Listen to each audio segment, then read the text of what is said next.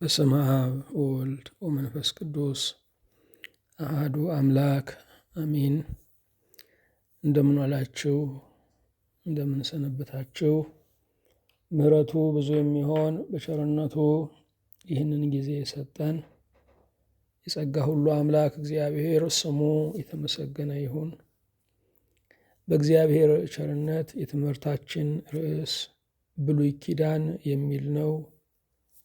እግዚአብሔርን አጋዥ መንፈሱን ገላጭ አድርገን የአምስተኛውን ቀን ትምህርት እንጀምራለን።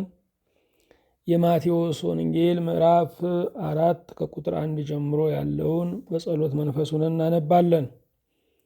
ከዚያ ወዲያ ኢየሱስ ከዲያብሎስ ይፈተን ዘንድ መንፈስ ወደ ምድረ በዳ ወሰደው። 40 ቀንና 40 ሌሊትም ከጦመ በኋላ ተራበ። ፈታኝም ቀርቦ የእግዚአብሔር ልጅ ከሆነ እነዚህ ድንጋዮች እንጀራ እንዲሆኑ በል አለው። እርሱም መልሶ ሰው ከእግዚአብሔር አፍ በሚወጣ ቃል ሁሉ እንጂ በእንጀራ ብቻ አይኖርም ተብሎ ተጽፏል አለው። ከዚህ በኋላ ዲያብሎስ ወደ ቅድስት ከተማ ወሰደውና እርሱን በመቅደስ ጫፍ ላይ አቁሞ መላእክቱን ስለ አንተ ያዝልሃል፣ እግርህም በድንጋይ ከቶ እንዳትሰናከል በእጆቻቸው ያነሱሃል ተብሎ ተጽፏልና የእግዚአብሔር ልጅስ ከሆነ ወደ ታች ራስህን ወርውር አለው። ኢየሱስም ጌታን አምላክህን አትፈታተነው ተብሎ ደግሞ ተጽፏል አለው። ደግሞ ዲያብሎስ እጅግ ረጅም ወደሆነ ተራራ ወሰደው። የዓለምንም መንግስታት ሁሉ ክብራቸውንም አሳይቶ ወድቀህ ብትሰግድልኝ ይህን ሁሉ እሰጥሃለሁ አለው። ያን ጊዜ ኢየሱስ ሂድ አንተ ሰይጣን፣ ለጌታህ ለአምላክህ ስገድ፣ እርሱንም ብቻ አምልክ ተብሎ ተጽፏልና አለው። ያን ጊዜ ዲያብሎስ ተወው፣ እነሆም መላእክት ቀርበው ያገለግሉት ነበር። ሁሉን የያዝ ሁሉን የምትገዛ የጌታችን የመድኃኒታችን የኢየሱስ ክርስቶስ አባት እግዚአብሔር ሆይ እናመሰግንሃለን። አንተን ያገኙ የታደሉ፣ አንተን የሚያዳምጡ የተመሰገኑ፣ በአንተ ጎዳና የሚሄዱ ከፍታን የሚወርሱ፣ አንተን ሁለንተናቸው ያደረጉ በሰማይና በምድር የገነኑ ናቸውና እግዚአብሔር ሆይ ዋጋ ሰጪ ባለ ዋጋ የምታደርግ አምላክ ስለሆንክ እናመሰግንሃለን። የሁሉ ጌታ እግዚአብሔር ሆይ እንጀራን ብቻ ሳይሆን ቃልህን የምታጠግብ፣ ምድራዊ በረከትን ብቻ ሳይሆን ክብርህን የምታጠግብ ታላቅ አምላክ ነህና በአንተ ብቻ ዓለምን መናቅ፣ በአንተ ብቻ ሰማይን መናፈቅ፣ በአንተ ብቻ የምድርን ክብር ጥሎ መመነን፣ በአንተ ብቻ የዚህን ዓለም ጥቅም መጸየፍ ይቻላል። አምላካችን ሆይ ሁሉን ጥለን ሁሉን የምናገኝብህ አንተ ሀብታችን ማትረፊያችን ስለሆንክ በሰማይና በምድር ክብር ምስጋና ለአንተ እናቀርብልሃለን። መራመድ ማንችለውን ለጽድቅ ልምሾ የሆነውን እኛን ባሪያዎችህን በጽድቅ መንገድ ላይ እንድንጓዝ እድልም ዘበንም አቅምም በረከትም ስለሆንከን ጌታችን ሆይ በእውነት እናመሰግንሃለን። እንደ ቸርነትህ እኛን ፍለጋ ከሰማየ ሰማያት የወረድክ ከቅድስት ከብፅዕት ከድንግል ማርያም የተወለድክ በምድረ እስራኤል ተዘዋውረህ እውነትን ብርሃንን የገለጥክ በመስቀል ላይ ሞትህም ደግሞ ዕዳችንን የከፈልክ አምላክ አንተ ነህ። በእውነት ጌታችን ሆይ ፈላጊያችንን ስለሆንክ ጀርባችንን በሰጠህን ዘመን ሁሉ አንተ ግን ገጽህን ስላሳየህን በእውነት እናመሰግንሃለን። በተጻፈው ቃልህ በኩልም ቤተ ክርስቲያንንና የሰውን ሕይወት ሁሉ ስለምትመራ በቃልህ ውስጥ ያልተገለጠ ምስጢር፣ ያልተተነተነ እውነት፣ የማያበለጽግም ደግሞ እውቀት የለምና በእውነት ጌታችን ሆይ ስለ ቃልህ በእጃችን ስላለው ስለተጻፈው ያንተ ሰነድ ከሰማይ ስለተላከው ለምእመን ስለተላከው የፍቅር ደብዳቤ ስለሆነው ስለ ብሩክ መጽሐፍ እናመሰግንሃለን። ሁሉንም የምትይዝ ጌታ ሆይ እችን ሕይወታችንን ካንተ ጋራ በሰላም እንድንፈጽማት አልጫውን ዓለምም ደግሞ ባንተ እንድናጣፍጠው ከቢድ የሆኑትን ዘመናት ሁሉ ባንተ እንድናሸንፋቸው ኃይልም ስልጣንም አቅምም በረከትም እንድትሆነን አቤቱ እንማጸንሃለን። እኛን ባሪያዎችህን ደግሞ በጽኑ ይቅርታ እንድታስበን ለበደላችን ስርየት ለመተላለፋችንም ይቅርታን ከሰማይ እንድትልክ አቤቱ እንማጸንሃለን። በጨለማ ለተቀመጡት ቀቢጸ ተስፋ ለሚወዘውዛቸው ሌቱና ቀኑ ለተጋጠመባቸው ሁሉ ዛሬ የድል ብርሃን እንዲወጣ አቤቱ እንማጸናለን። ሕመምተኞችን በቸርነትህ እንድታስብ ከታናሹ ጀምሮ እስከ ታላቁ ድረስ ለምታስፈልገው በመጠኑ እንድትገለጥ አቤቱ እንማጸናሃለን። ሰውን የምትወድ ጌታ ሆይ ስለ ቸርነትህ የሙት ልጆችን እንድትቀበላቸው ጧሪ ያጡትንም ደግሞ እንድታስጠጋቸው ዘመኔ በከንቱ አለቀ ለሚሉ ሁሉ የዘመን ማትረፊያ የሰርክ መብራት እንድትሆናቸው አቤቱ እንማጸናለን። ቸር ሰውን የምትወድ አምላካችን ሆይ እንደ ቸርነትህ በዲያብሎስ ፈተና የሚሞገቱትን የህሊና ትግል ያለባቸውን በደዌ ዳኛ በአልጋ ቁራኛ የተያዙትን በአጋንንት እስራት ተይዘው የሚጨነቁትን ሁሉ ነፃ እንድታወጣልን አቤቱ እንማጸናለን። በፊትህ በቆምን ጊዜ እንድናስባቸው አደራ ያሉንን ወገኖቻችንን ስለ እኛ በመልካም የሚያስቡትን በፊትህም የሚቆሙልንን ሁሉ አቤቱ ሆይ በቸር እንድታስባቸው በበጎ እንድትመልስላቸው እንማጸናለን። ለዓለም ሁሉ የምህረት ፊትህን እንድትመልስ የታወኩ መንደሮችን ከተሞችንና አህጉሮችን ሁሉ እንድታረጋጋልን አቤቱ እንማጸናለን። ለቅድስት ቤተ ክርስቲያንም የበረከት የጽንዓት ዘመን እንዲሆን ለምህረት የተከፈቱ ደጆቿ ሳይዘጉ እስከ መምጣት ቀን ድረስ እንዲጸኑ እንማጸናለን። አገልጋዮችህን በሞገስህ እንድትከልላቸው በጥበብ እንድታስታጥቃቸው የሚረግጡትን ለምለም የሚናገሩትን ቀለም እንድታደርግላቸው አቤቱ እንማጸናለን።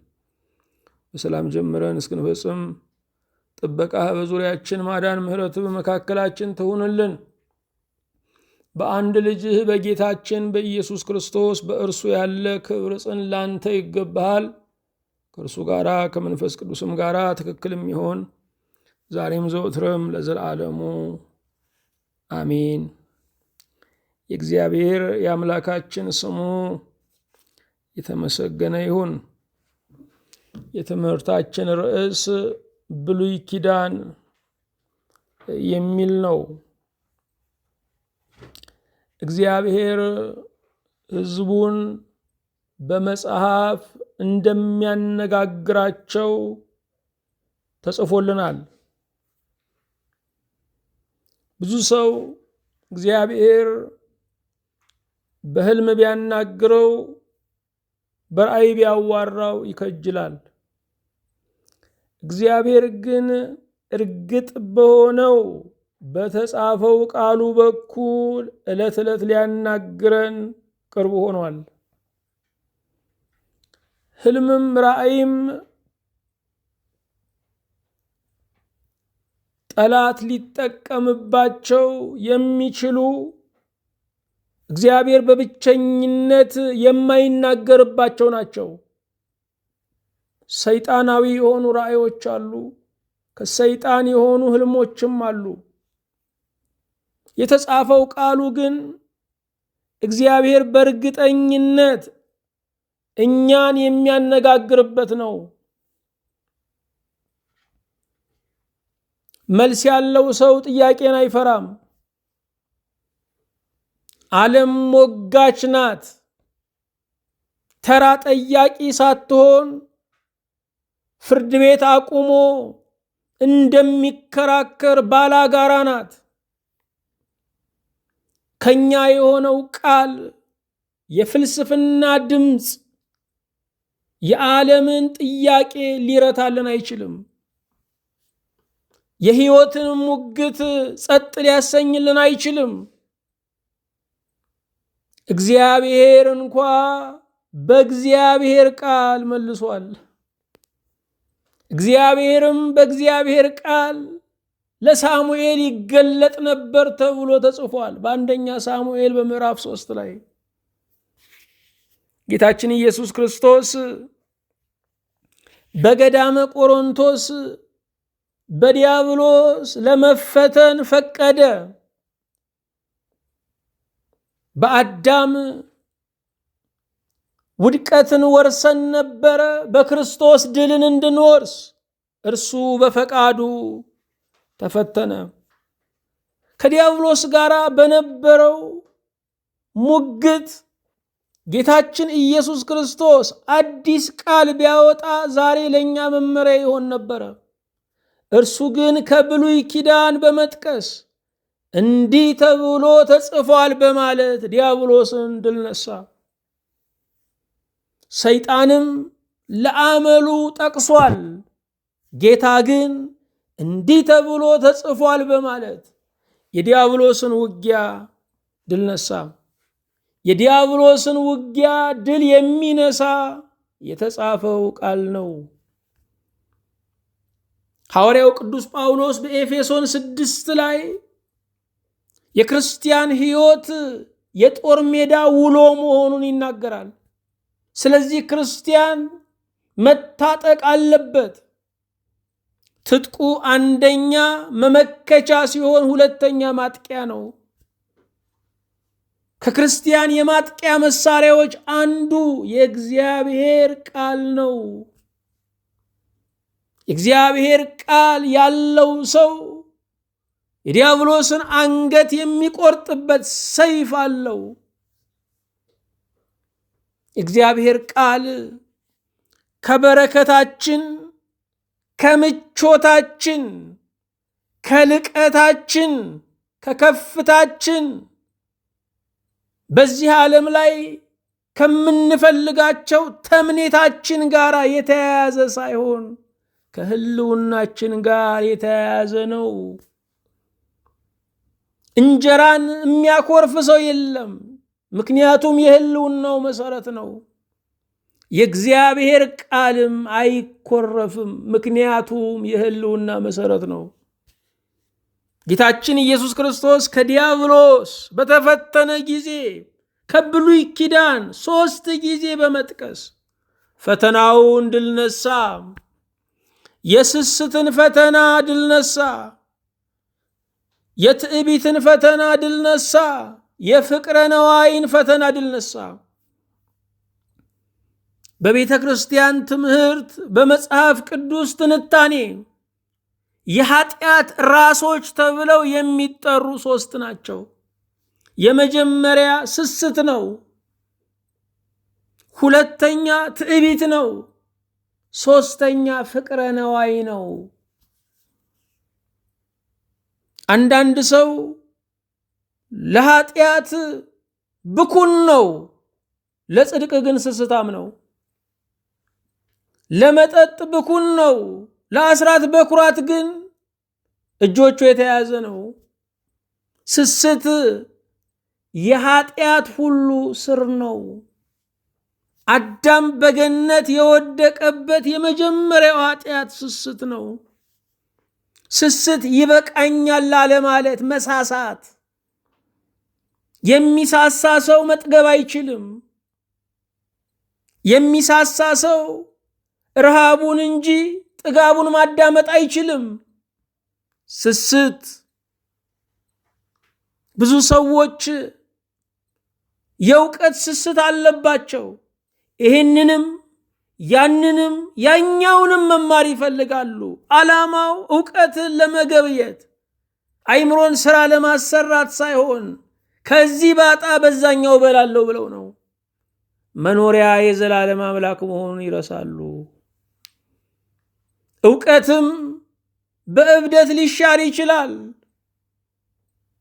ሰውን የሚያኖረው ብልሃቱ የሰማይ አምላክ እግዚአብሔር ብቻ ነው። መኖሪያ የዘላለም አምላክ ነው።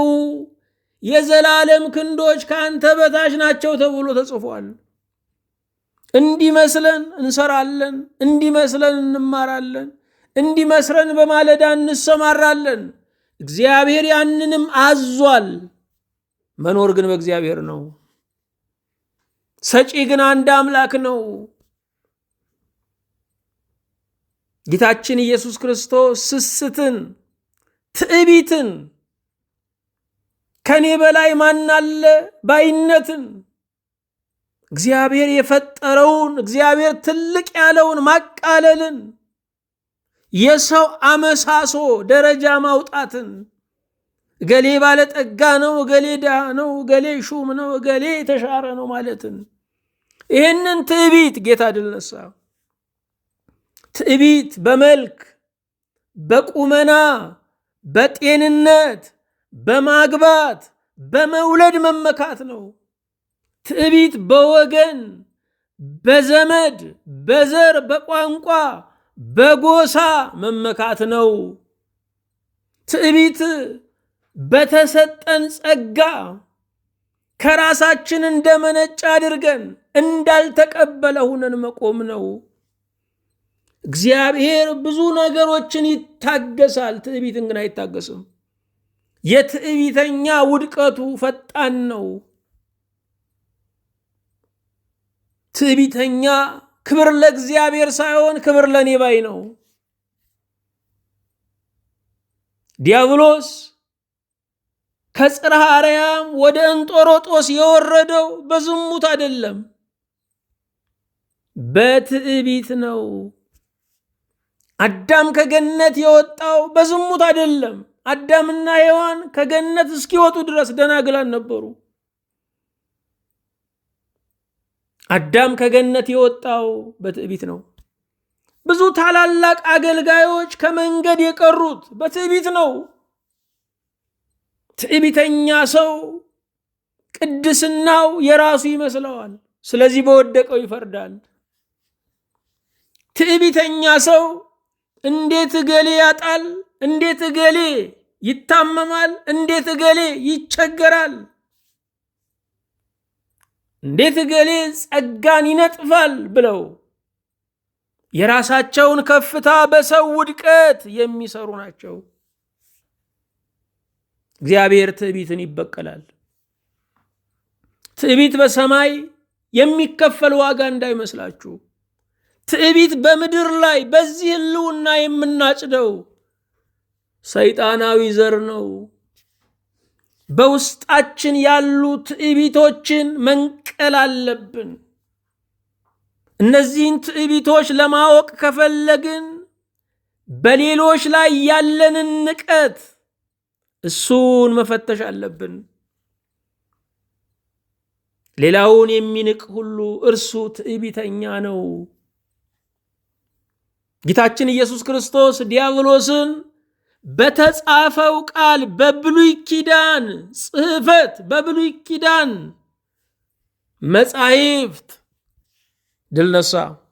ስለዚህ የብሉይ ኪዳን መጻሕፍት ጌታችን ኢየሱስ ክርስቶስ ከፈተናው እስከ እርምጃው፣ ከእርምጃው እስከ መስቀል ድረስ የጠቀሳቸው በመሆናቸው የብሉይ ኪዳን መጻሕፍት ሕያዋን ክቡራን ናቸው። በመስቀል ላይ ተሰቅሎ እንኳ ጌታ ካሰማቸው ከሰባቱ አጽርሐ መስቀል ውስጥ ሁለቱን እንኳ ብንወስድ ከብሉይ ኪዳን ከዳዊት መዝሙር የተወሰዱ ናቸው። አምላኬ አምላኬ ስለምን ተውኸኝ የሚለው ከመዝሙረ ዳዊት የተወሰደ ነው። አባት ሆይ ነፍሴን በእጅህ አደራ እሰጣለሁ የሚለው ከብሉይ ኪዳን ከመዝሙረ ዳዊት የተወሰደ ነው። ስለዚህ ብሉይ ኪዳን ለመጀመሪያይቱ ቤተ ክርስቲያን እንደ ሐዲስ ኪዳን የምትጠቀመው ነበረ። የማቴዎስ ወንጌል የማርቆስ ወንጌል ሳይመጣ የነበረው ብሉይ ኪዳን ነው። ብሉይ ኪዳን የተስፋ ወንጌል በመሆኑ ሐዲስ ኪዳን ልጠቅሰው ትችላለች። ለሐዲስ ኪዳን መመሪያ መሆን ይችላል። ምክንያቱም ሐዲሱ ባይታሰብ ብሉይ ኪዳን አይዘጋጅም ነበረ። በዓሉ ባይኖር ዋዜማ አይኖርም ነበረ።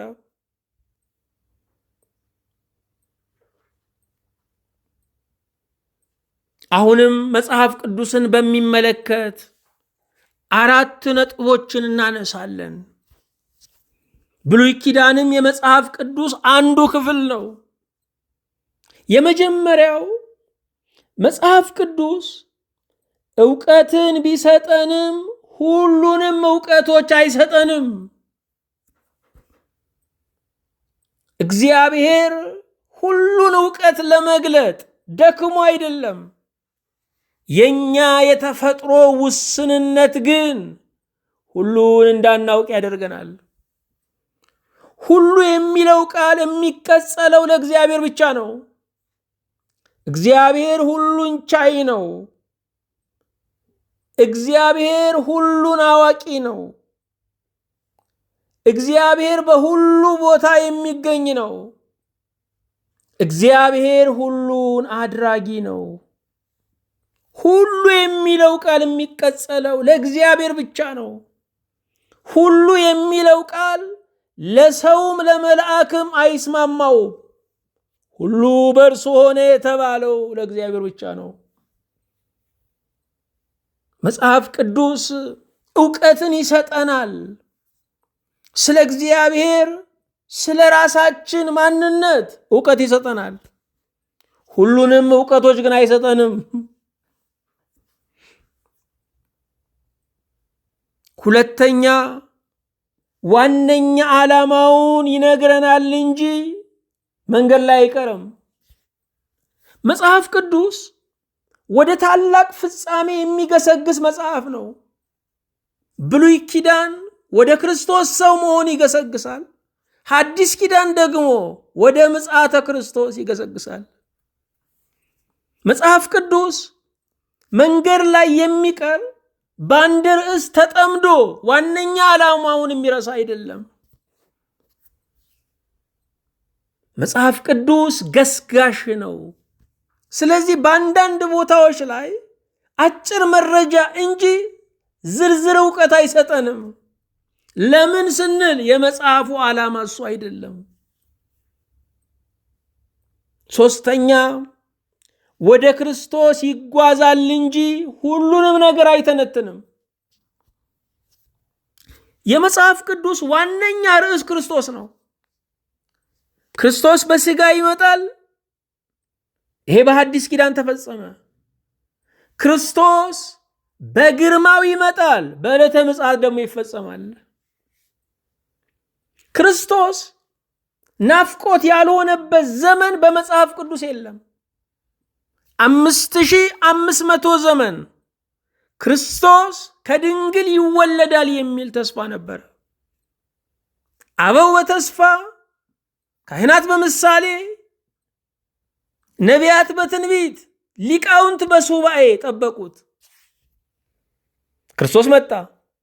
ክርስቶስ መጥቶ 33 ዓመት ከ3 ወር በምድር ላይ ኑሮ ወደ ሰማይ ባረገ ቀን ደመና ከዓይናቸው ሰውራ ስትቀበለው ቅዱሳን መላእክት ወደ ምድር ወረዱ። አንጋጠው ለነበሩት ሐዋርያት ወደ ሰማይ ምን እያያችሁ ነው? ወደ ላይ ሲሄድ ያያችሁት ክርስቶስ እንደገና ይመጣል አሏቸው። ከዛች ቀን ጀምሮ እስከ ዛሬዋ ቀን ድረስ ክርስቶስ ይመጣል የሚል የቤተ ክርስቲያን ተስፋ ነው። ከዚያች ቀን ጀምሮ ቤተ ክርስቲያን ክርስቶስ ይመጣል ብላ ማራናታ ጌታ ሆይ ቶሎና እያለች ትናፍቃለች። ስለዚህ የክርስቶስ መምጣት የዘመናት ናፍቆት ነው። ነፍሳችን ሁል ጊዜ የምትኖርበት ዓላማ የሚመጣውን ክርስቶስን ለመጠበቅ ነው። መጽሐፉ ወደ ክርስቶስ የሚገሰግስ መጽሐፍ ነው። አራተኛ መጽሐፉ ዝም ሲል ዝም ማለት አምልኮት ነው። አምልኮት ማለት ለእግዚአብሔር ስርዓት መገዛት ነው። አምልኮት ማለት እግዚአብሔር ያዘዘንን ድሆችን፣ ጦም አዳሪዎችን ማሰብ ነው። አምልኮት ማለት እግዚአብሔር እወቁ ያለንን ነገር ተግቶ ማወቅ ነው። ከዚህ አትለፉ ባለን ነገር ደግሞ በትህትና አንተ ራስህን ታውቃለህ ብለን መቀመጥ ነው። መጽሐፍ ቅዱሳችንን ስናገላብጥ ጌታችን ኢየሱስ ክርስቶስ ካስተላለፋቸው የማስጠንቀቂያ መልእክቶች አንዱ ወዮልሽ ኮራዚን የሚል ነው። ኮራዚ የተጠቀሰችው አንድ ጊዜ ነው። በኮራዚን ታላላቅ ተአምራቶች ተደርገዋል፣ ግን አልተጻፉም። ጌታችን ኢየሱስ ክርስቶስ ያደረጋቸው ተአምራት በሙሉ አልተጻፉልንም። ሰማይና ምድር ባልበቃቸው በማለት ዮሐንስ ይናገራል። ለመዳናችን የሚጠቅመውን ያህል ግን ተጽፎልናል። ስለዚህ መጽሐፉ ዝም ሲል ዝም ማለት አለብን። መጽሐፉ 12 ዓመቱ ላይ ጌታን ይጠቅስና 30 ዓመት ላይ ነው የሚከስተው። ይሄንን ክፍት ዘመን በሩቅ ምስራቅ ያሉ የቡዲስት እምነት ተከታዮች እኛ ጋር መጥቶ የቡድሃን እምነት እያስፋፋ እያጠናከረ ነበር በዚህ ዕድሜው ይላሉ። መጽሐፉ ዝም ሲል ዝም ማለት ይገባል። አዎ መጽሐፉ ዓላማውን የማይስት ገስጋሽ መጽሐፍ ነው። ለዚህ ቀጥሎ የምንጠቅሳቸው ጥቅሶች አሉ፣ ወደ እነሱ እንሄዳለን። መጽሐፈ ኢያሱ ምዕራፍ 10 ቁጥር 13 መጽሐፈ ኢያሱ ምዕራፍ 10 ቁጥር 13 ሕዝቡም ጠላቶቻቸውን እስኪበቀሉ ድረስ ፀሐይ ቆመ፣ ጨረቃም ዘገየ፣ ይህም በያሻር መጽሐፍ የተጻፈ አይደለምን? ፀሐይም በሰማይ መካከል ዘገየ፣ አንድ ቀኑም ሙሉ ያህል ለመግባት አልቸኮለም ይላል። በዛን ቀን ስለነበረው የጦርነት ውሎ መጽሐፉ ለመተንተን አልፈለገም። ስለዚህ ነገር ተጨማሪ ዕውቀት የምትፈልግ ከሆነ በያሻር መጽሐፍ ላይ ተጽፎልሃል፣ እዚያ ሄደ ማንበብ ማጠናከር ትችላለህ። የኔ ዓላማ ግን ሌላ ነው እያለ ነው። የያሻር መጽሐፍ ማለት የጦርነት ታሪክ የተጻፈበት መጽሐፍ ነው። መጽሐፍ ቅዱስ ስለ ጦርነት ሲናገር የዓለም ጦርነቶች ታሪክ መጽሐፍ አይደለም። እግዚአብሔር ግን ለደካሞች እንደሚዋጋ የሚናገር ነው። በገባኦን ሰማይ ላይ ፀሐይ መቆሟ ትልቅ ተአምራት ነው። መጽሐፍ ቅዱስ ተአምራት ላይ የማይዘገይም መጽሐፍ ቅዱስ ወደ መዳናችን የሚገሰግስ መጽሐፍ ነው። ተአምራት ሁሉ ስጋን ይጠቅማሉ፣ ነፍስን የሚያድን ግን የክርስቶስ ደም ብቻ ነው። ተአምራት ዓላማቸው ምድር ላይ ነው። ዓላማቸው ወይም ቀጥተኛ ተጠቃሚያቸው ስጋ ነው። የነፍስ ጥቅም ያለው በእምነት ነው። የነፍስ ጥቅሟ ህብስተ ሕይወት ክርስቶስ ነው። ጽዋ መድኃኒት ክርስቶስ ነው። መጽሐፍ ቅዱስ ተአምራት ላይ አይዘገይም። አንዳንድ ጊዜ መጽሐፍ ቅዱስን ስናጠና የጦርነት ታሪኩ ላይ እንዘገያለን። መጽሐፉ የሚለን ምንድን ነው? ይህንን ከፈለክ በያሻር መጽሐፍ አለል፣ በጦርነት ታሪክ መጽሐፍ ላይ አለል፣ እዛ አገላብጥ ነው የሚለው። ተአምራት ላይ እንዘገያለን። ምክንያቱም ዘማ ትውልድ ተአምራት ምልክት ይናፍቃል ተብሏል። ዘማ ማለት በአንድ የማይረጋ፣ ዘማ ማለት ቃል ኪዳን የሌለው፣ ዘማ ማለት አካሉን አይምሮን ሲያባክን የሚኖር ነው። ዘማነት የአንድ ነገር ብቻ የብዙ ነገር ነው። ተአምራት በመጽሐፍ ቅዱስ ውስጥ የአማኞች የመጨረሻው በረከት አይደለም። እንደውም አረማውያን ልባቸውን ለሃይማኖት እንዲከፍቱ ማነሳሻ ነው። ስለዚህ ምልክት ለአሕዛብ እንጂ ለአማኝ አይደለም። ዛሬም ምልክትን ተአምራትን የሚያሳድድ ካለ ወደ ክርስቶስ ሙላት መድረስ አይችልም። አንዳንድ ጉዳዮቻችን የተአምራት መልስ ይፈልጋሉ። እግዚአብሔር በተአምራቱ ካለንበት ነገር ሊያወጣን በእውነት ይገባል። የሥጋን ፈጣሪ እሱ በመሆኑ መልሱ ከሱ ጋር ነው ያለው። ነገር ግን ተአምራትን እንደ ሙሉ ጥጋብ መውሰድ እግዚአብሔር ያዘጋጀልን ዘላለማዊ በረከት መዘንጋት ነው።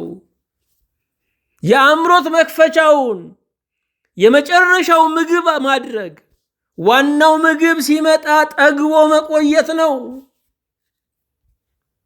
በአንደኛ ነገሥት በምዕራፍ 14 ቁጥር 29 ላይ የቀረው የሮብዓም ነገር ያደረገውም ሁሉ በይሁዳ ነገሥታት ታሪክ መጽሐፍ የተጻፈ አይደለምን? ሮብዓም የዳዊት የልጅ ልጅ ነው፣ የሰሎሞን ልጅ ነው። ሮብዓም ለእስራኤል ነገድ ወይም ለእስራኤል መንግስት በሁለት መከፈል ምክንያት የሆነ ነው። ሮብዓም የሚታወስ ቢሆንም ለሀገር መከፈል ግን ምክንያት በመሆኑ የሚታወስ ነው። በደግ ታሪኩ ሳይሆን በክፉ ታሪኩ የሚታወስ ነው። ታዲያ ስለ ሮብዓም ተጨማሪ መረጃ ፈልጋለሁ የሚል ካለ ይሄ መጽሐፍ አያግዝህም እያለን ያለው። በይሁዳ ነገሥታት ታሪክ መጽሐፍ ተጽፎልሃል ነው የሚለው። ልብ አድርጉ፣ መጽሐፉ መንገድ ላይ አይቀርም። መጽሐፉ ወደፊት የሚገሰግስ ነው። መጽሐፉ ርዕሱን የማይስት ነው። የመጽሐፉ ዋነኛ ዓላማ ክርስቶስ ነው። ክርስቶስ ይወርዳል ይወለዳል ነው። በእውነት አንዳንድ ሰዎች እንደሚሉት አምላክ አይወርድም አይወለድም ነው የሚሉት። ክርስትና ልዩ የሚያደርገው ይኸው ነው። አምላክ በራሱ ክብር እዛው ሩቅ ሆኖ የሚኖር እንጂ የኛን ደካማ ባህሪ የሚዋሃድ አይደለም። አምላክ የሚገድል እንጂ አምላክ የሚሞት አይደለም ብለው ያምናሉ።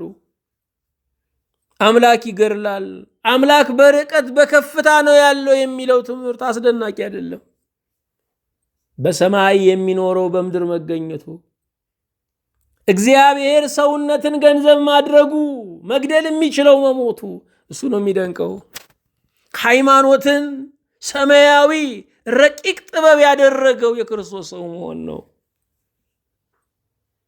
በእግዚአብሔር ልዕልናማ ከአይሁድም ጋራ ከሌሎቹም ሃይማኖቶች ጋር እንስማማለን።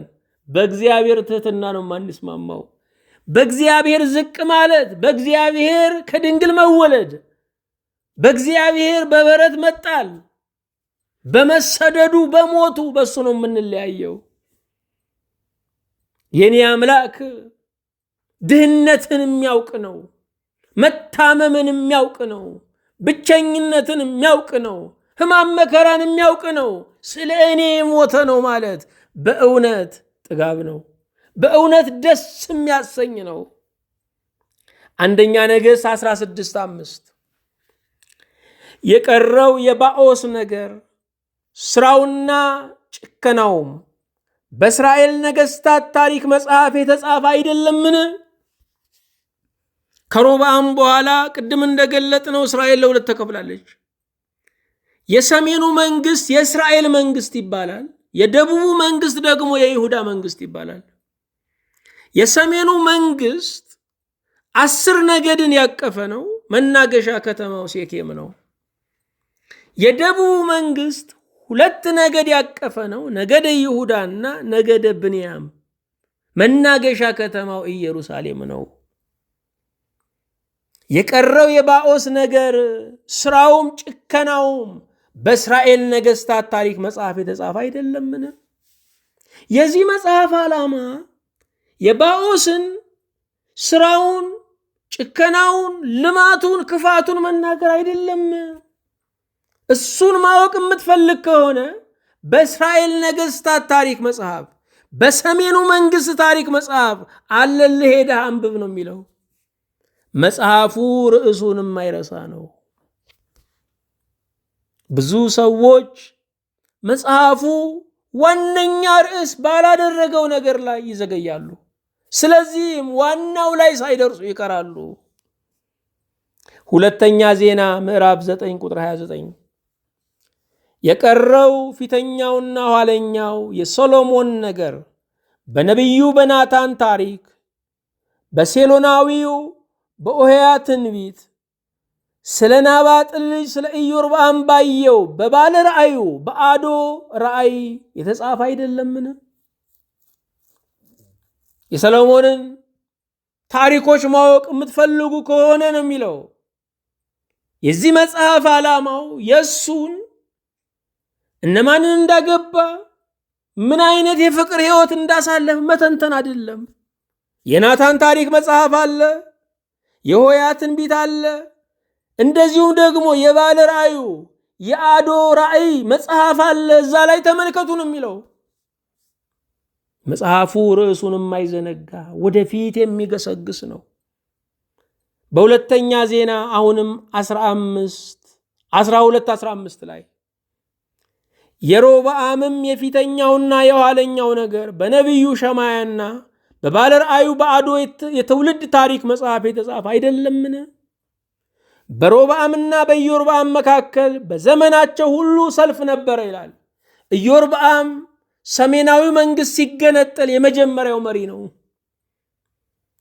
እንዴት ሆኑ የምትሉ ከሆነ የሰሜኑና የደቡቡ ሲላቀቁ ለሁለት ሲከፈሉ ቀጥሎ ምን ተከሰተ የሚል ተጨማሪ የታሪክ ጥናት የምትፈልጉ ከሆነ ዜና መዋዕል መጽሐፍ አይረዳችሁም። ይሄ በአዶ የትውልድ ታሪክ መጽሐፍ ላይ ተጽፏል፣ ሄዳችሁ አንብቡ ነው የሚለው። መጽሐፉ ርዕሱን አይረሳም። በአስቴር መጽሐፍ አስቴር 10 ቁጥር 2 ላይ የኃይሉና የብርታቱም ሥራ ሁሉ ንጉሡም እስከምን ድረስ እንዳከበረው የመርዶክዮስ ክብር ታላቅነት በሜዶንና በፋርስ ነገሥታት ታሪክ መጽሐፍ የተጻፈ አይደለምን? መርዶክዮስ ማን ነው የምትሉ ከሆነ በፋርስ ምድር ላይ የሚኖር አይሁዳዊ ነው። መርዶክዮስ ድንጋይ ላይ ተቀምጦ ወይም በድንጋይ መቀመጫ ላይ እየኖረ አስቴርን ግን ዙፋን ያወረሰ ነው። አንዳንድ ጊዜ የእግዚአብሔር ሰዎች በደሳሳ ጎጆ ውስጥ እየጸለዩ ሌሎችን ሀገር ያወርሳሉ። እነሱ ድሆች ናቸው፣ ለሌሎች መበልጸግ ግን ምክንያት ናቸው።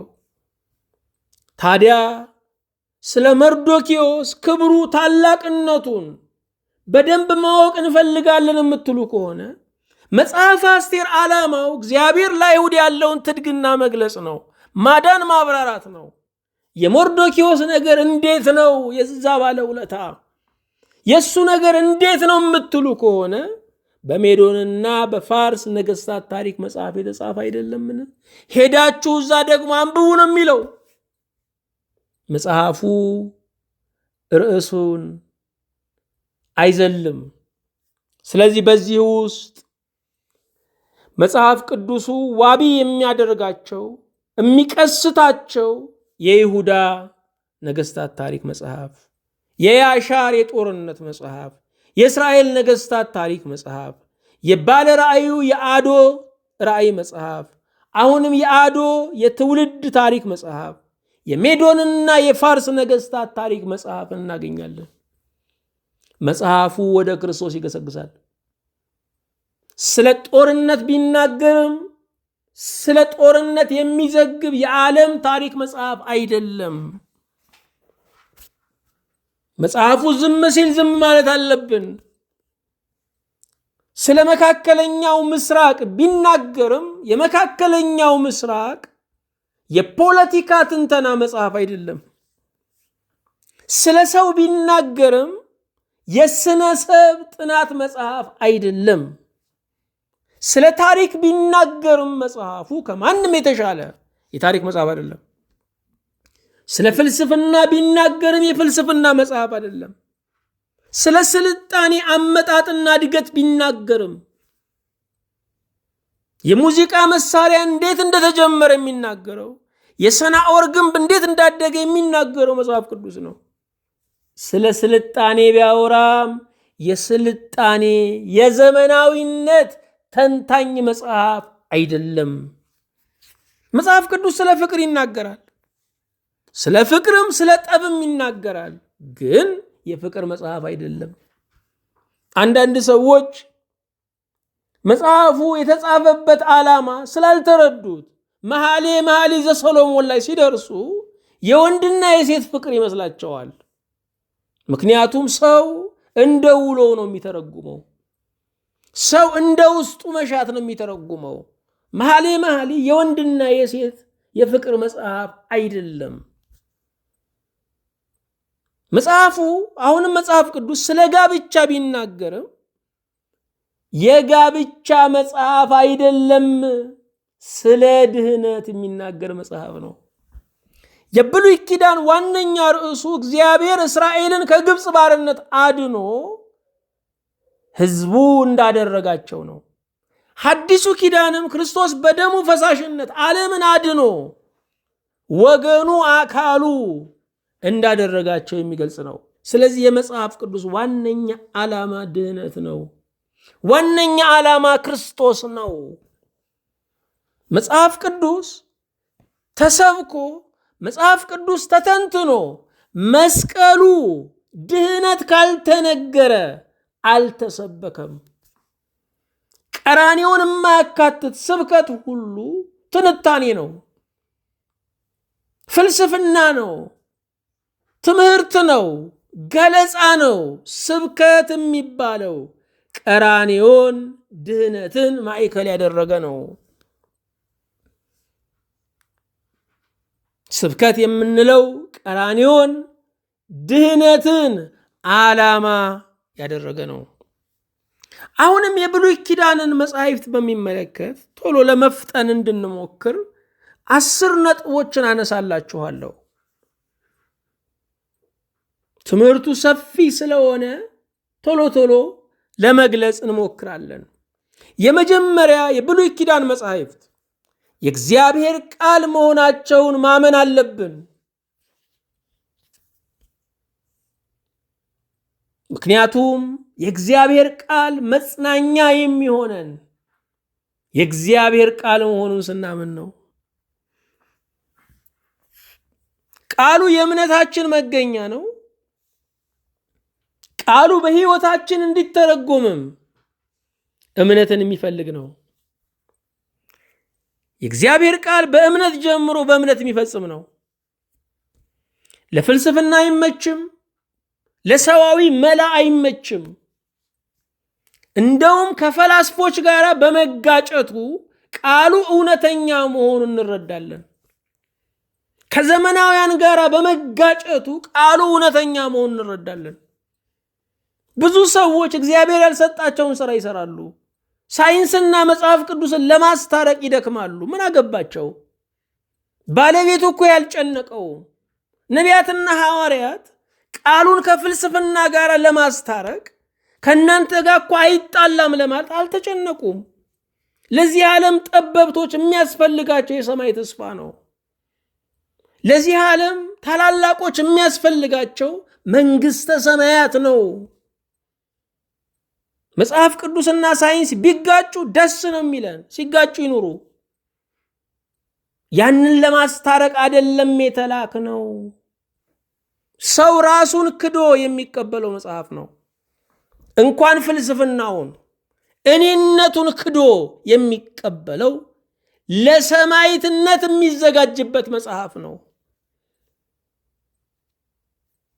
ሳይንሱ መሬት ትዞራለች ይላል፣ መጽሐፉ ደግሞ ፀሐይ እንደምትዞር የሚመስል ነገር አለ፣ ሁለቱ እንደዚህ ነው የሚታረቀው እያሉ የሚጨነቁ ሰዎች አሉ። እኛ እየዞርን ነው፣ በቂ ነው።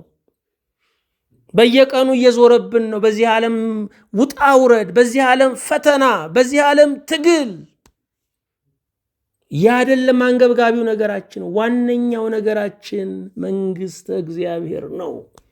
የዚህ ዓለም ዘመን ተጠናቆ በሰማይ ማደሪያ ማግኘታችን ነው። ዘመን በዘላለም መለወጡ እሱ ነው የኛ ትልቅ ርዕስ። ይህንን የድካም ዓለም ተገላግለን በዘላለም መንግስት ማረፍ እሱ ነው የኛ ተስፋ። ቤተ ክርስቲያን ሁል ጊዜ የምትለው ነገር አለ። በተስፋ ትንሣኤ አምናለሁ፣ በሚመጣው ህይወት አምናለሁ። ጸሎተ ሃይማኖት የምንለው ይሄ ነው። ከሞት እንነሳለን። ይሄ ስጋ ፈርሶ በስብሶ አይቀርም። የሚመጣውን ህይወት እንወርሳለን።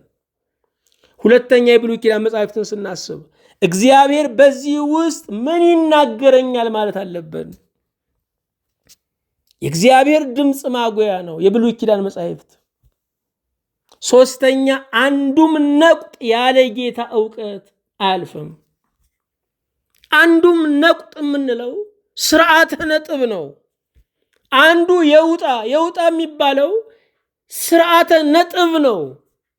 ምልክት ነው። የምልክት ቋንቋ ነው። ማቴዎስ 5:18 እውነት እላችኋለሁ ሰማይና ምድር እስኪያልፍ ድረስ ከሕግ አንዲት የውጣ ወይም አንዲት ነጥብ ከቶ አታልፍም ሁሉ እስኪፈጸም ድረስ ይላል። ብሉይ ኪዳን ከእግዚአብሔር አፍ የወጣ በመሆኑ ትንሽ አይደለም። ከእግዚአብሔር አፍ የሚወጣ ሁሉ ትልቅ ነው። ብሉይ ኪዳን ማለፍ ያለበት ነገር እንኳ የሚያልፈው በራሱ በባለቤቱ ተፈጽሞ ነው። ስለዚህ በብሉይ ኪዳን ግዝረት በጥምቀት ተለውጧል። መስዋዕተ እንስሳ በመስዋዕተ ክርስቶስ ተለውጧል። እድገት አምጥቷል። መተካካት ተፈጽሟል። ስለዚህ ብሉይ ኪዳንን በሚመለከት ሐዲሱ ኪዳን በሶስት መንገድ ይቀበለዋል። የመጀመሪያው ፍጹም ለውጥ የተደረገበት ትእዛዝ አለ። ዓይን ያጠፋ ዓይኑ ይጥፋ። ይሄ ፍጹም ለውጥ የተደረገበት ነው። አጽንዖት የተሰጠው ደግሞ አለ። እንደገና መሻሻል የተደረገበት አለ። የተሻሻለ የተለወጠ አጽንዖት የተደረገበት አለ። በዚህ መንገድ መረዳት አለብን። አይ ሁሉም ነገር እንዳለ ነው ብለን የምናስብ ከሆነ ዛሬም በግና ፍየል መጎተት ነው። ዛሬም የእንስሳ ስብ በቤተ ክርስቲያን ማጤስ ነው። ነገር ግን የክርስቶስ ስጋና ደም ዛሬ በቤተ ክርስቲያን ስለሚፈተት መስዋዕተ እንስሳ የበግ መስዋዕት በክርስቶስ መስዋዕት ተተክቷል። አትስረቅ ድሮም አትስረቅ ነው፣ ዛሬም አትስረቅ ነው። አታመንዝር ድሮም አታመንዝር ነው፣ ዛሬም አታመንዝር ነው። የጸኑ ሕግጋት አሉ። አራተኛ የምንወደውና የለመድነውን ብቻ ሳይሆን ሁሉንም ማጥናት አለብን። ከብሉይ ኪዳን ጨርሶ ማናያቸው አሉ። እያንዳንዱ ቁጥር ለኛ መልእክት አለው። ይልቁንም ዘመን ሳይገሰግስ ዓይንም ሳይያዝ ቶሎ ማጥናት አለብን። አምስተኛ ሁሉም መጻሕፍት ስለ እግዚአብሔር የተወሰነ ነገር እንጂ ሁሉንም ነገር አይነግሩንም። ስለ እግዚአብሔር ትንሽ ነገር ይነግሩናል፣ ለአእምሮአችን ተጠንቅቀው፣ ሁሉንም ግን አይነግሩንም። ለምን? እግዚአብሔር ከመታወቅ በላይ ነው። ስድስተኛ የነገረ መለኮት ትልቅ መሰረት ነው። ብሉይ ኪዳን የነገረ መለኮት ትልቅ፣ ስለ ምስጢረ ሥላሴ ትልቅ መሰረት ነው። ስለ እግዚአብሔር ሉዓላዊነት፣ ስለ እግዚአብሔር ስሞች ወይም አስማተ እግዚአብሔር መሰረት ነው።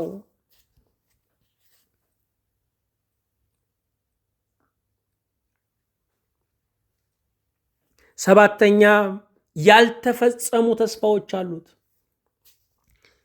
ክርስቶስ በመምጣቱ የብሉይ ኪዳንን ዋነኛ ነገር ፈጽሟል። ግን ያልተፈጸመ ተስፋ ገና በብሉይ ኪዳን አለ። ስለዚህ መጽሐፉ አሁንም በስራ ላይ ነው። ስምንተኛ እስራኤልን የሚመለከቱ ቀጥተኛ ትንቢቶች አሉ። ብሉይ ኪዳን ስለ እስራኤል ከመጠን በላይ ይናገራል።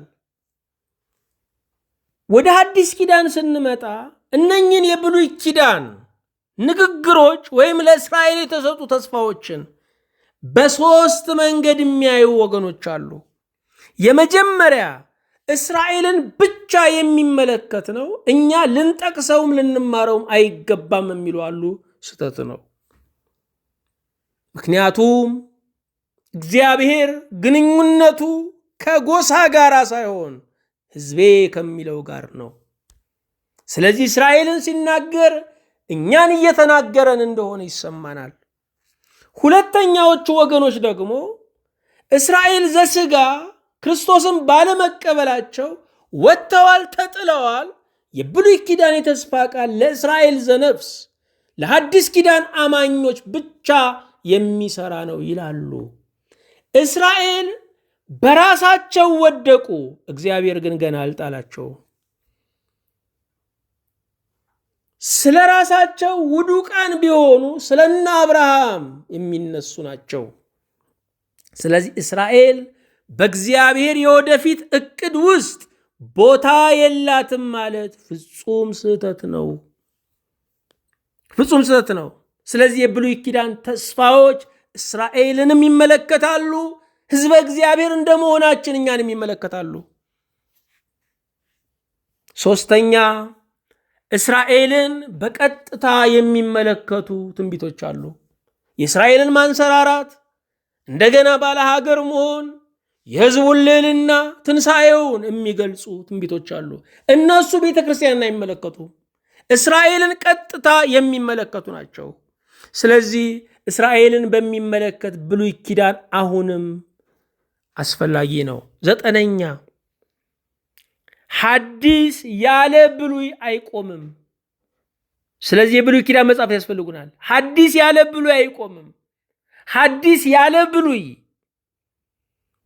መጀመሪያ የሌለው መጨረሻ ነው። ብሉይም ያለ ሐዲስ አይፈጸምም። ስለዚህ ከብሉይ ኪዳን አንስተን ወደ ሐዲስ ኪዳን ስንመጣ መጽሐፉ ወይም ስብከታችን ዘለዓለማዊነት ያገኛል። አስረኛ፣ የብሉይ ኪዳን መጻሕፍት በውስጣቸው አንደኛ ሕግ አለ። ብዙ መተው ያለብን ነገሮች በሕግ ተጠቅሰዋል። ምክር አለ፣ ለነገ ስንቅ የሚሆን ምሪት አለ፣ መንገዱ በዚህ በኩል ነው የሚል እግዚአብሔር ፊት አውራሪ ሆኖ የሚቀድምበትን አውራ ጎዳና የሚያሳይ ጸሎት አለ። በመላው ዓለም በቤተ እስራኤልና በቤተ ክርስቲያን መዝሙረ ዳዊት በየቀኑ ይጸለያል ላለፉት 3000 ዓመታት። ዛሬም ክርስቲያን ሁነን ከመዝሙረ ዳዊት እማንጸልይ ከሆነ ከጥንቷም ከተስፋይቱም ቤተ ክርስቲያን ከሐዲሷም ቤተ ክርስቲያን ልዩ ጠባይ ይዘናል ማለት ነው። መዝሙረ ዳዊት ክርስቲያን የሆነ ሁሉ በየቀኑ ሊያነበው ሊጸልዩ ይገባል። እገሌ ዳዊት ደጋሚ ነው ሲባል እንሰማ የለ? ዳዊት ደጋሚ ዕድሜው ረዥም ነው ሲባል እንሰማለን። ዳዊት ደጋሚ ነው። ደጋሚ የሚል ቃል ስንሰማ ጠንቋይ የሚል ቃል ነው የሚሰማን በጆሮአችን ውስጥ። ምክንያቱም የቋንቋም እጥረት አለብን። በዚህ ዘመን ላይ ዳዊትን የሚደግም ሰው ካለ እድለኛ ነው። መድገም ማለት ለእግዚአብሔር ከተናገረ በኋላ እንደገና ያንን ቃል መልሶ መስማት የሚችል ነው። እንደገና ለነፍሱ ያንን ቃል መናገር የሚችል ነው። ይሄ በመንፈስ የሚጸልይ ሰው ነው የሚደግም። ጸሎት አለ በብሉይ ኪዳን ውስጥ። ትንቢት አለ። ትንቢት ማለት ነገን እግዚአብሔር ያዘዋል ማለት ነው። ብዙዎቻችን የነገ ፍርሃት አለብን። ነገን ብቻ አይደለም የሚመጣውን 1000 ዓመት እግዚአብሔር ይገዛል። ትንቢት ነገን ለመኖር ነገን ለመድረስ የሚያደፋፍር ነው። ይሄ ብቻ አይደለም፣ የማዳን ጉዞ ያለበት ነው። እግዚአብሔር አቅም አንሶት እስራኤል በምድረ በዳ አልቀሩም፣ ባለማመን የቀሩት ያመኑ ግን ደርሰዋል። እግዚአብሔር የሚያስጀምረውን ጉዞ ያስፈጽማል። ብሉይ ኪዳን ስናስብ እነዚህን 10 ነገሮች ማሰብ አለብን። ለዛሬ እዚህ ላይ እናቆማለን። ለአምላካችን ለእግዚአብሔር ምስጋና ለእኛና ለሕዝባችን በረከት ይሁን። አቤቱ ጌታ ሆይ እናመሰግንሃለን። በቸርነትህ ይህን ጊዜ፣ ይህን ወራት፣ ይህን ዘመን ስላዘዝክልን በሰማይ በምድር ክብር ምስጋና ለአንተ ይሁን። አቤቱ ሆይ የተሰጠን ታላቅ በረከት፣ ታላቅ ገበታ፣ የቃልህ ጸጋ ደግሞ እንዳያንስብን ጌታ ሆይ እንዳይቀልብን በቸርነትህ ጥበብን የሚያውቅ አእምሮ፣ ሰማይን የሚያከብር ልቡና እንድትሰጠን አቤቱ እንማጸናለን። እንደ ቸርነትህ በሰማነው ቃል ሕይወታችንን አቤቱ አስተካክል፣ መንገዳችንን ምራ። ደስ የማያሰኙ ወራትና ዘመናትን ሁሉ ማዕበልን የምትቀዝፈው ጌታ ከፍለህ እንድታሻግረን እንማጸናለን። ለእስራኤል ለቤተ ክርስቲያን ስላደረግከው ማዳን ምስጋና እናቀርባለን። የቃልህን መረዳት ዕለት ዕለት እንድታበዛልን፣ ቃልህን አባቶቻችን ከውሻ ጋር እየታገሉ ከዘመድ ተነጥለው የልጅነት ሩጫቸውንና ጨዋታቸውን ሁሉ ሰውተው ቃልህን አጥንተዋል። ሐዲሳትን ብሉያትን ተምረዋል። ጌታ ሆይ እኛ ደግሞ በተደላደለ ወንበር ላይ ተቀምጠን በአማረ እልፍኝ ውስጥ ሆነን የላመ የጣመ እየበላን እየጠጣን ቃልህን ለማንበብ አልታደልንም። ጌታ ሆይ ራሳችንን ከበረከት አጉድለነዋል። ጌታ እግዚአብሔር ሆይ ነገ ዓይኑም ይያዛል፣ አእምሮም ጌታ ሆይ ከሚይዘው የሚያፈሰው ይበዛል። አቤቱ ቀን ሳለ ከዕድላችን እንድንጠቀም ጸጋህን አብዛልን። በዚህ በመጣው ቃል ኢትዮጵያን ሀገራችንን እንድትፈውስ፣ የሕዝቡን አእምሮ እንድታበራ፣ በምድሪቱ ላይ ያለውን ጨለማ፣ አለማስተዋል፣ መበላላት፣ መጠፋፋት፣ ራስ ወዳድነት፣ ፍቅረ ነዋይ ሁሉ ድል እንዲነሳ እንጸልያለን። ጌታ ሆይ ከሚመራው ጀምሮ እስከሚመሩት ድረስ በመልካም እንድታስብ፣ የበላዩ ለበታች የሚያዝንበት፣ የበታች ለበላይ የሚገዛበት ዘመን እንዲመጣ እንጸልያለን። በጌታችን በኢየሱስ ክርስቶስ በእርሱ ያለ ክብር ጽን ላንተው ይገባሃል። ከእርሱ ጋራ ከመንፈስ ቅዱስም ጋራ ትክክል የሚሆን ዛሬም ዘወትርም ለዘላለሙ አሜን።